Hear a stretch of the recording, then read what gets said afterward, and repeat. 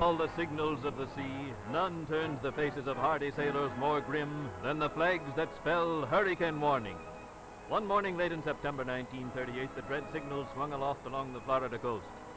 Up from the West Indies cradle of hurricanes moved the Terror, a pit of low atmospheric pressure into which the air rushed from all directions to form a whirling, shrieking vortex of high wind and heavy rain. Hurricane! The Coast Guard watched it warily as it moved northward, paralleling the coast. That night it was off the Carolinas. Next morning it was off Maryland and Delaware, apparently swinging harmlessly out into the Atlantic. But a high-pressure area at sea deflected the hurricane back toward land. September 21st, in mid-afternoon, this tropical terror struck, swept over outer Long Island, swept into thickly settled, highly developed New England, struck with winds roaring 100, 150, almost 200 miles an hour. Tidal waves 30 to 40 feet high struck a section unprepared.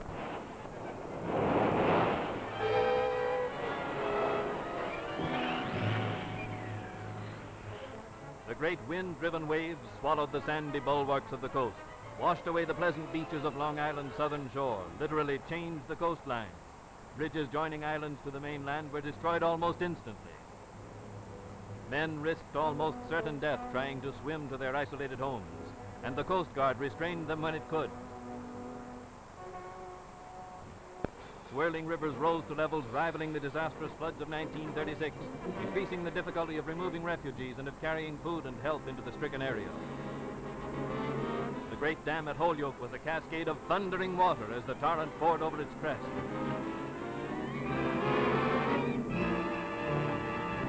Hartford was one of several cities along the banks of the Connecticut River to be partially inundated by rising waters. An immediate result of the storm was the complete disruption of transportation. Bridges were washed out, roads were blocked. Beneath the water in this low-lying underpass are an automobile and the bodies of its 2 occupants who were trapped. How to get necessary food and medical supplies into the storm zone became a major question. But local relief agencies went into action at once, and the task of rescue began. Neighbor hurried to assist neighbor. Private citizens volunteered to aid police, civic agencies, and the Red Cross. All available boats were drafted into service. Family after family was rescued when rising waters threatened their brief security. True to their tradition of valiant service, the Coast Guard met the emergency with swift action. From the coastal islands, some of which were completely swept by gigantic waves, Coast Guard boats brought survivors to safety. Further inland, armies of workers from private relief agencies, from nearby WPA and NYA projects, from CCC camps, as well as men recruited from every branch of the military and naval services, erected sandbag barriers to halt the rising waters. These temporary expedients, but elsewhere the rivers were held in check by flood control projects completed by the WPA since the Great Flood of 1936. On the Nashua River at Pittsburgh and on the Connecticut River at West Springfield, these new structures proved their value beyond question. In 3 days, an army of 110,000 WPA workers had been shifted to emergency storm and flood duty. Every little man with a pick on this map represents 1,000 workers of the WPA. Manpower turning from regular public improvements and services into the breach in time of dire need. Where tracks remained to carry trains, thousands of these workers came by rail. Shock troops of disaster, someone has called them, because so many times in recent years they have provided the human sinews for great tasks of reconstruction. As the work of salvage began, sailors from Navy yards and soldiers from Army posts aided civilian police in maintaining order. Part of the army of WPA men worked feverishly, helping to locate those trapped or lying dead beneath fallen debris. One man was found alive under 8 feet of wreckage 40 hours after the storm had passed. As New England rallied to the worst disaster of its history, WPA Administrator Harry Hopkins flew from California to Providence, the only transportation in the stricken area. He made a quick tour of the ravaged area to plan with New England leaders the task of cleaning up, as well as the 6-month job of rebuilding public facilities. Administrator Hopkins met with the governors of the storm-torn states, pledging the help of the federal government. Women workers of the WPA, along with the Red Cross, provided comfort for thousands of refugees.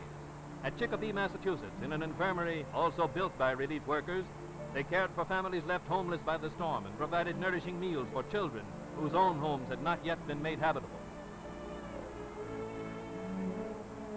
Sewing rooms like this one prepared warm, dry clothes for all the needy. Every emergency unit, local and federal, swung into action to distribute food to the hungry. Trucks were commandeered to deliver food, clothing, and surplus commodities to the entire population in the hurricane district. Food centers throughout the stricken area supplied families with provisions which could not be obtained elsewhere. Convenience centers were set up for the distribution of clothes donated by the Red Cross and those made in the WPA sewing rooms. Many of these badly needed garments were shipped from the sewing rooms of neighboring states outside of the hurricane district. Warm clothing helped to check the danger of serious illness.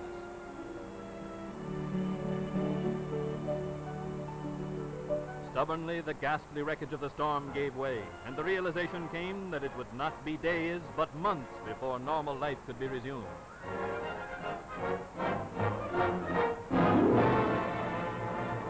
Women clung pathetically to their household treasures. Men did the heavier work and tried to save what they could.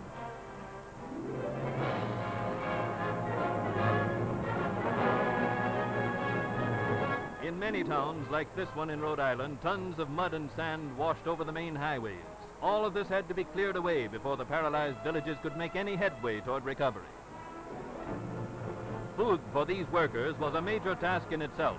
Every truck not otherwise employed was pressed into service and loaded with food for consignment to various emergency projects. These groups of men working shoulder to shoulder were gathered from every sort of work project, and they stopped their grueling labor only long enough to refuel their systems with sandwiches and coffee.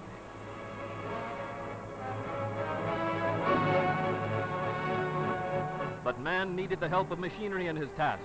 Huge sections of broken homes, roofs, whole wings, porches were dragged to open fields to be burned. These were the well-built homes of peaceful New England, destroyed by the awesome power of a tropical hurricane. Every saw in the storm area bit deeply into fallen giants that had been a feature of the beauty of New England. Here youthful NYA and CCC workers vied with older men. Trees were down everywhere, across streets, on telephone and telegraph wires, on houses, and New England could not get going again until they were cleared away.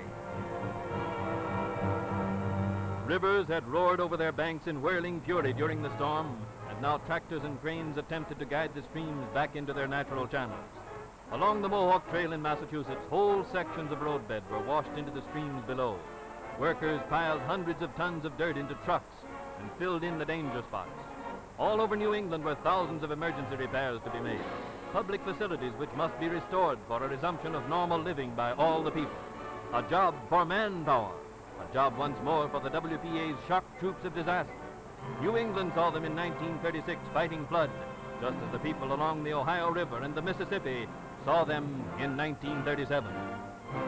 The call may come from a great drought on the plains or a raging fire in the timberlands. Wherever there is trouble on a heroic scale, there you will find this peaceful army recruited from the ranks of the unemployed, working hard and well with the other agencies of mercy.